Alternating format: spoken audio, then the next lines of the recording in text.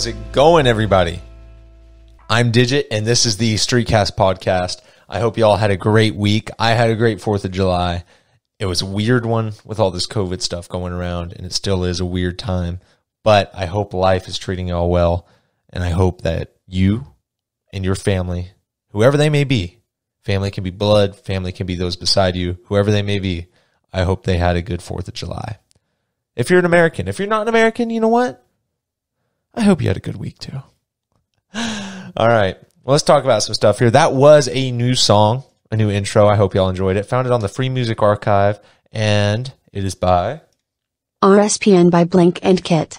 Or I guess it is called RSPN by Blink and Kit. That, what you just heard, was a pronounce extension on Google Chrome. I know last podcast I had a ton of issues pronouncing authors and a lot of their works. So we're going to try this out and see how it goes. Again, that new intro was RSPN by Blink and Kit. RSPN by Blink and Kit. Thank you, magical voice from the Google Chrome. Well, today we're going to go over some personal discussions. Then, of course, we're going to talk about the news. So let's talk about some personal stuff real quick. I have right in front of me, let's see if you can hear this, a nice glass of sparkling water. I know, right? Sounds European. It might be. I have a buddy who went to Europe, said every time he asked for a water, he got a sparkling one. And I said, that sounds like heaven. Anyway, I'm a big sparkling water fan. I love the texture of carbonation, not exactly the taste. So I used to be a chubby kid. This has a story, I promise you. I used to be a really chubby kid. And I decided to, of course, cut down on the weight. So I cut out all my soda. I cut out all that bad stuff, all those bad drinks that kids drink way too much of. And I identified that I was drinking way too much of. And it was specifically soda.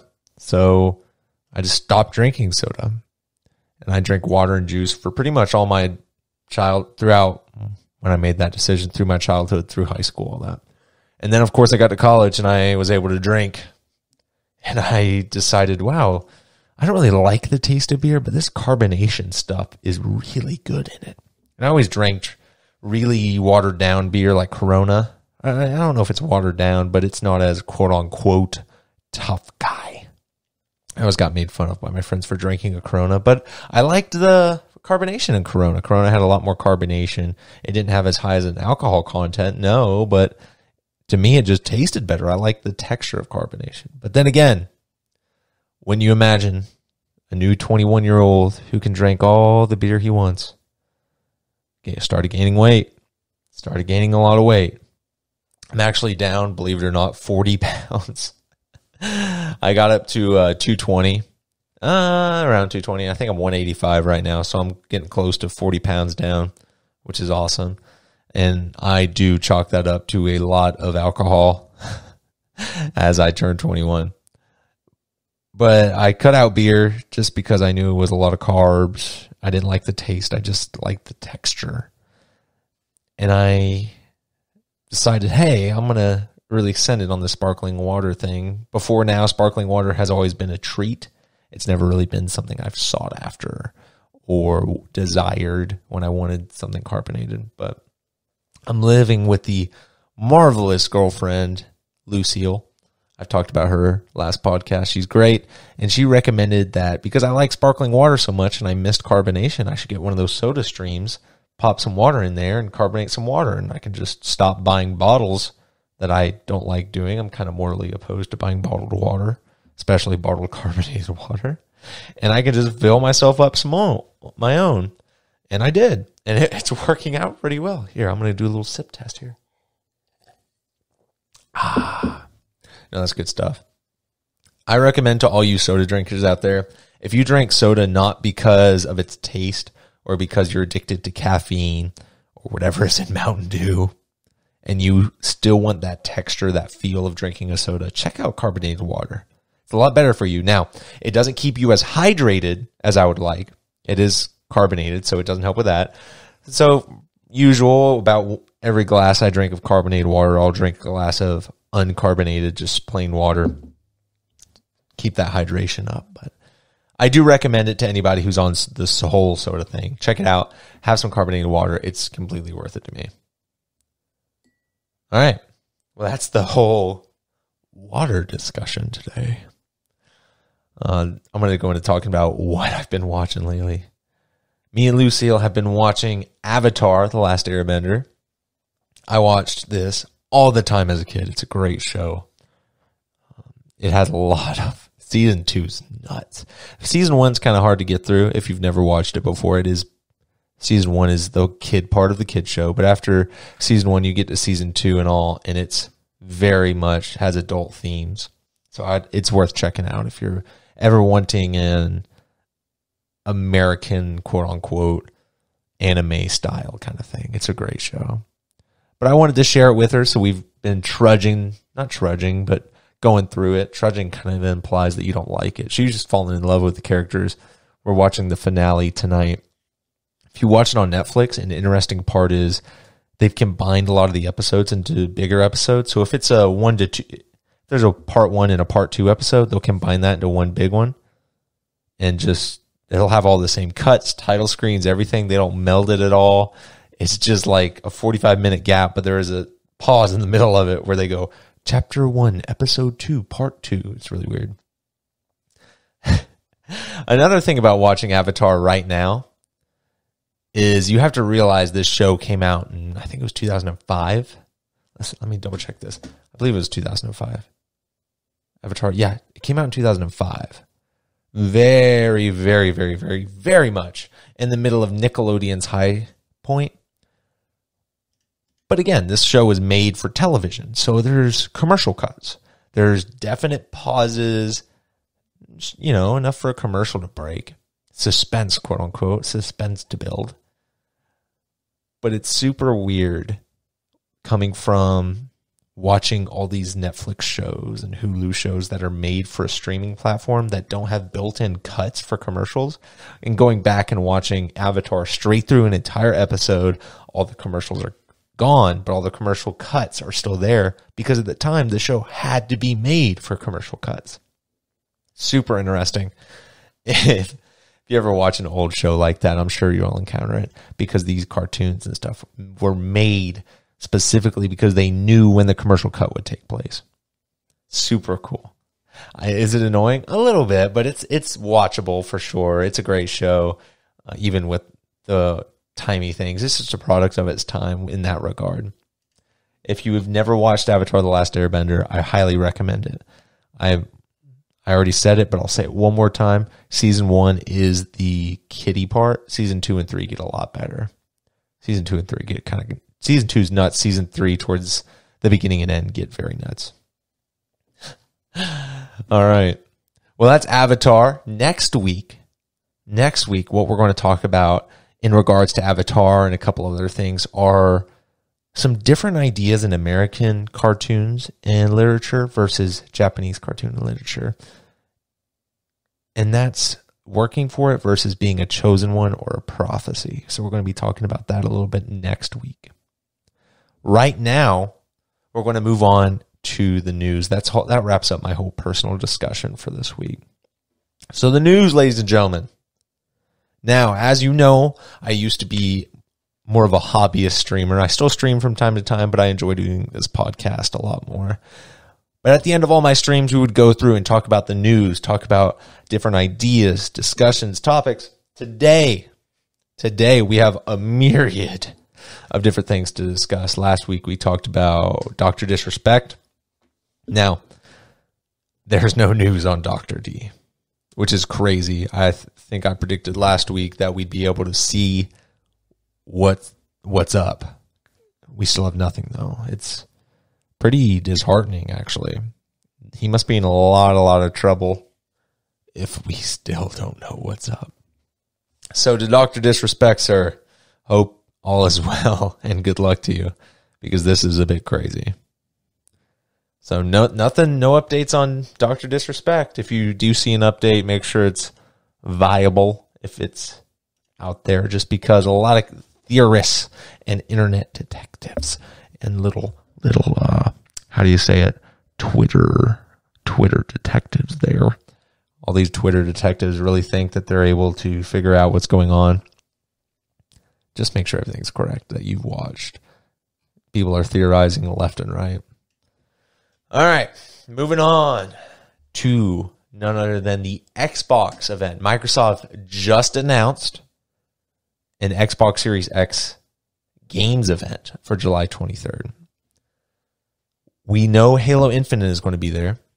I think we're going to see a lot more than that for sure, but Halo's the big talking point right now. Now, I do want to say this. PlayStation is kicking Microsoft's butt right now in the console wars. So the Xbox Series X gets announced, and everybody's pretty hyped for it, but it's massive. It looks like a refrigerator. In fact, in their latest indie developer thing, showcase rather, they made the joke of it being a refrigerator in the background, and it looks like it. It's a massive piece of tech. PlayStation holds out. They hold out. They said, no, we're not going to show it just yet. We're going to wait. So then Microsoft has their indie developer showcase where all these indie games were shown. And a lot of people on the internet got pissed off that no AAA games were shown.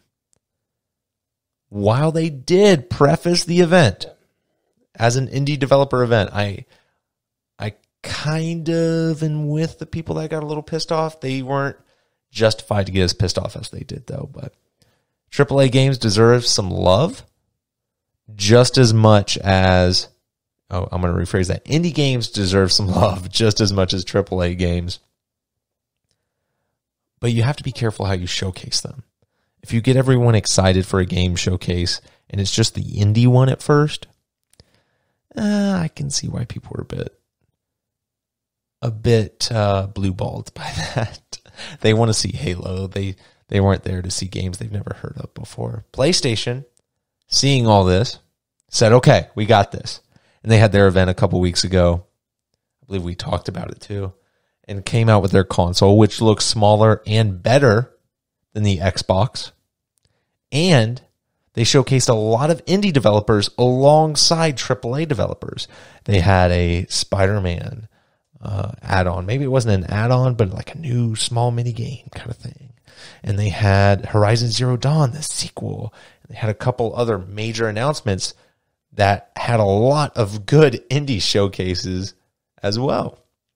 So PlayStation is knocking it out of the park right now, kicking Xbox's butt. Halo Infinite is going to have to be really, really good, but Halo doesn't have the same pull power that it did before. Halo used to be why people bought an Xbox, that and to play Call of Duty, but Call of Duty's moved over to PlayStation for full support.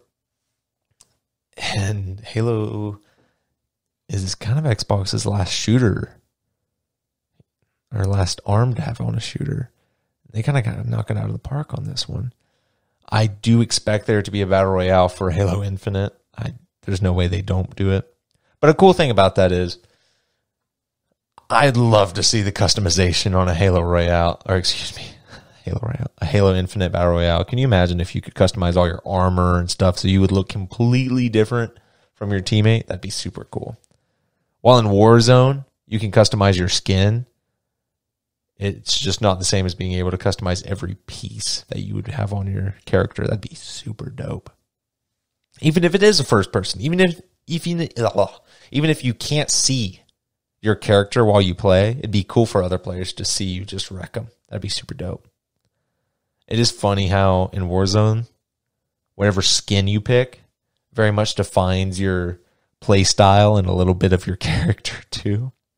That, I don't know what it's called, but that Russian skin where he has no shirt on in Warzone. So it's just this Russian tattooed guy running around. If you have that skin enabled, I know you're a crazy player. You're going to be jumping around, hitting crazy headshots. I'm not going to like it. But yeah, it would be super cool to see the customization more on Halo Infinite Battle Royale. And it's very much out of my way to be talking about a Halo Battle Royale. That hasn't even been a thing yet. But I am excited to see the game. All right, that is the Xbox event. Now, let's do this Google pronounce one more time to tell you all the time and date. Xbox Series X Games event. July 23rd at 9 a.m. PT, 12 p.m. ET. So that is July 3rd, 9 a.m. Pacific Standard, 12 p.m. Eastern Standard. Could I have pronounced that? Yes. But I got to keep y'all awake there. That is Xbox. Now, next up, Discord, ladies and gentlemen. A couple months ago, I made a video about Discord and how there's some sweeping changes that need to be made to the platform. And they did. They made one of them, and I couldn't believe it. Now, I am a nothing in the case of how big Discord is, but I do think that they have a good vision for the future. So Discord was this quirky little gaming text and chat app that is trying to rebrand to gain more communities, because gaming can be a hard community to break into, especially if you want to use a platform built for gamers. It's a little quirky, a little weird, a little unprofessional. But Discord has changed its website. If you go to discord.com/new, you can check out the new Discord and their new slogan, your place to talk. I really dig it. I like that slogan. I'm about it. It's not about a bunch of gamers out here. No, it's about everybody who's wanting to have a community, keep updated with people, and I really dig it. However, I say that, but there is a lot of changes that I talked about in my former video on Discord that I would like to see. There's two major things. I'd like to see inline responses where I can reply directly to a message from a person instead of like a Twitch. There we go. Instead of like a Twitch chat where it just scrolls down without stopping. I'd like to scroll up to a message of someone who asks a question and reply to that message directly so that they can see a reply to that. And they won't have to wait and watch, quote unquote, chat or the server or the channel for 10 minutes waiting for somebody to reply. And the next thing you know, everybody's forgotten about it, their question, and they're on another discussion. And then if you go in and ask a question during a discussion, you're that guy who's breaking up the discussion. It's weird. I would like to see inline responses. I think that's a necessary tool. Next up, currently, if you go on a server and you join a voice channel, you need to designate a text channel that you will be using within that server. I would very much like voice channels to work like group channels. So if you make a private DM, a group DM in Discord, you get the opportunity to call everyone and you get a text channel for that DM. However, if you go to a server and you join a voice channel, you do not get a text channel. You have to designate one that you will be using for everyone in that voice channel. I understand it because it is supposed to be a broader server-based and not an individual player-based, but I would like there to be a text channel for that voice channel where you're there, just so you can designate where you're going to be talking through text and sending things. If you're in a broader channel, but you still want to have a little text conversation and share things, and I'd like to see that. I would like to see that. I think it's missing that portion. But I think Discord is heading in the right direction. They have a vision. They have an idea. And they're after it. And I really dig that. I am very excited that it'll be easier to get my friends on my Discord server. I share memes and stuff on there.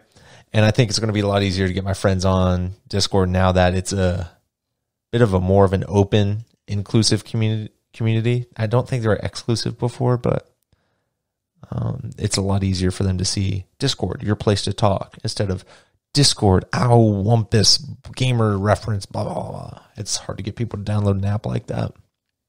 All right. Next up, Yeezy season is broke, whatever y'all been playing. Kanye West announces he is running for president. Do I think this is real? Don't know. That guy's kind of crazy.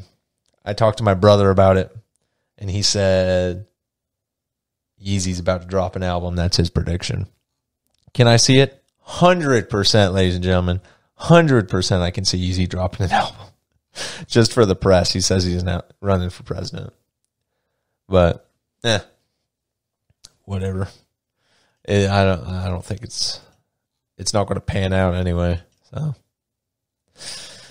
all right. Well, ladies and gentlemen, that is the podcast. A short episode this week. Not much tech news to talk about. We're going to have a couple things in the coming weeks, specifically that discussion on Japanese versus American media.